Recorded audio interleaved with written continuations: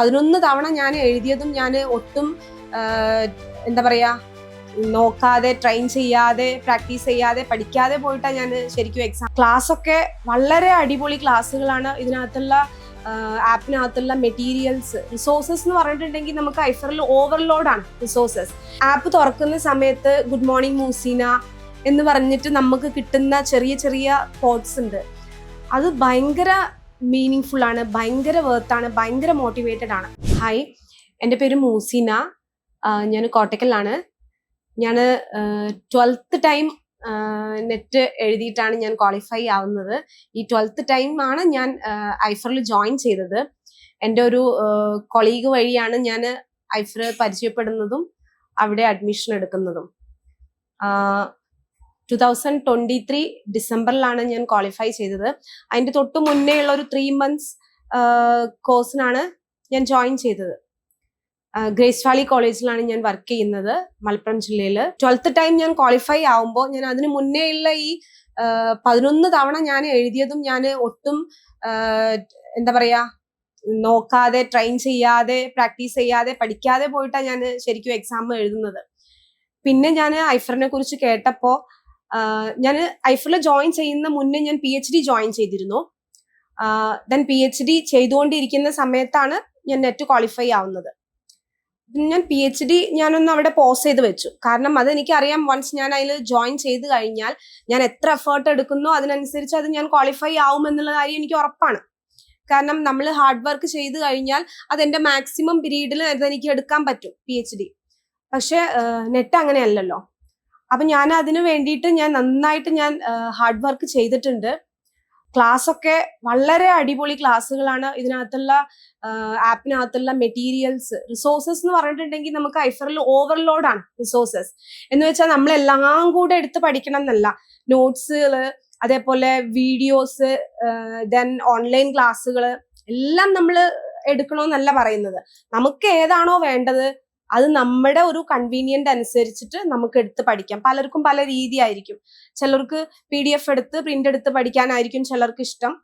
ചിലർക്ക് recorded videos കാണാനായിരിക്കും. ചിലർ online session മാത്രമായിരിക്കും. ചിലർ PYQ അറ്റൻഡ് ചെയ്യായിരിക്കും. അത് ഓരോരുത്തരുടെ ഇഷ്ടം അനുസരിച്ച് അവർക്ക് എന്താണോ ഓക്കെ അതിനനുസരിച്ചിട്ടാണ് നമ്മൾ ചെയ്യുക. എന്നെ സംബന്ധിച്ച് ഞാൻ PYQ അറ്റൻഡ് ചെയ്തിട്ടുണ്ടായിരുന്നു, ടെസ്റ്റുകൾ അറ്റൻഡ് ചെയ്യാറുണ്ട്. അതുപോലെ റെക്കോർഡഡ് ക്ലാസ്സുകൾ മുഴുവൻ ഞാൻ കണ്ടിട്ടുണ്ടായിരുന്നു. അതുപോലെ ഒറ്റ ഓൺലൈൻ ക്ലാസ് പോലും ഞാൻ മിസ് ചെയ്തിട്ടും ഇല്ല. PDF നോട്ട്സ് ഞാൻ നോക്കൽ കുറവായിരുന്നു. കാരണം അത് അങ്ങനെ നോക്കിയിരുന്ന് പഠിക്കുന്നതിനോട് എനിക്കൊരു ഇതുണ്ടായിരുന്നില്ല. എനിക്ക് കംഫർട്ട് കൂടുതലും വീഡിയോസ് കണ്ട് നോട്ട്സ് പ്രിപ്പയർ ചെയ്യാനായിരുന്നു. ആൻഡ് അനീസാറ ക്ലാസ്സിനെ കുറിച്ച് പറയുകയാണെങ്കിൽ ഞാൻ മുന്നേ ഒരു ടെസ്റ്റിമോണിയിൽ പറഞ്ഞിട്ടുണ്ട്, സാറ് ശരിക്കും ഒരു മനുഷ്യനല്ല, ഒരു ജിന്നാണെന്ന്. കാരണം ഒരു റെസ്റ്റും ഇല്ലാതെ നമ്മളെ ഇങ്ങനെ ക്ലാസ് എടുത്തോണ്ടിരിക്കുന്നു. ഭക്ഷണവും ഇല്ല, ഉറക്കവും ഇല്ല. ഞാൻ സാറടുത്ത് ഒരു ക്ലാസ്സിന് ചോദിച്ചിട്ടുണ്ട്, നിങ്ങളെ ഉമ്മ നിങ്ങളെ ചീത്ത പറയൂലേന്ന്. കാരണം എത്രയൊക്കെ ആണെങ്കിലും ഇപ്പൊ വൈഫിനാണെങ്കിലും അവർക്കൊക്കെ മനസ്സിലാവും ഒരു എന്താ പറയാ ഒരു വർക്കിലാണ്, ഒരു ജോലി ചെയ്തുകൊണ്ടിരിക്കുകയാണെന്നൊക്കെ. പക്ഷെ എത്ര ആയാലും നമ്മളെ ഉമ്മാര് നമ്മളെ ചീത്ത പറയില്ല. ഒരാൾ ഇങ്ങനെ ഹാർഡ് വർക്ക് ചെയ്യുമ്പോൾ ശരിക്കും സാർ തന്നെയാണ് മോട്ടിവേഷൻ നമുക്കുള്ള. അതുപോലെ വേറൊരു കാര്യം, നമുക്ക് ആപ്പ് തുറക്കുന്ന സമയത്തുള്ള കോഡ്സ് പൊതുവെ മറ്റുള്ളവരുടെ മോട്ടിവേഷൻ സ്പീച്ചുകളൊന്നും എന്നെ മോട്ടിവേറ്റ് ചെയ്യിക്കാറില്ല. പക്ഷെ ആപ്പ് തുറക്കുന്ന സമയത്ത് ഗുഡ് മോർണിംഗ് മൂസീന എന്ന് പറഞ്ഞിട്ട് നമുക്ക് കിട്ടുന്ന ചെറിയ ചെറിയ കോഡ്സ് ഉണ്ട്.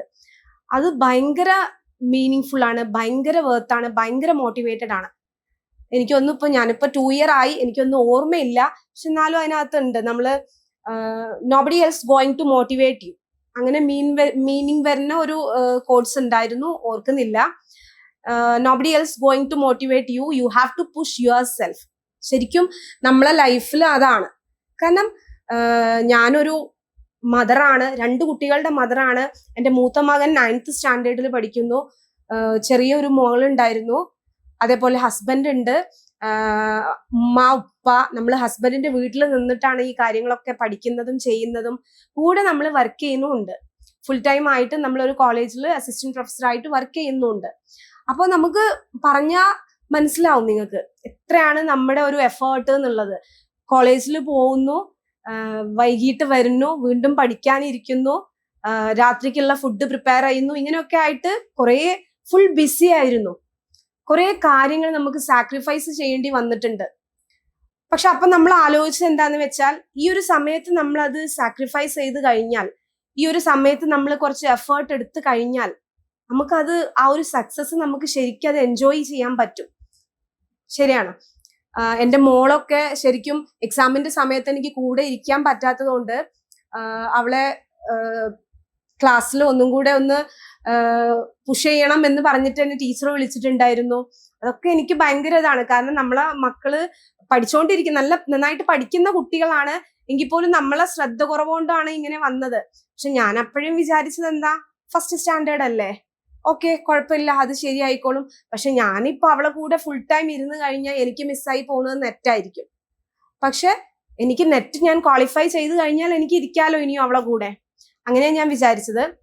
അനീസാറ് പറഞ്ഞിട്ടുണ്ടായിരുന്നു, നമ്മള് പഠിച്ച് ആ എക്സാം ഒക്കെ ആവുന്ന ആ സമയത്ത് പഠിച്ച് നമ്മളൊരു ഭ്രാന്തമായ ഒരു സിറ്റുവേഷനിലാവുന്നു.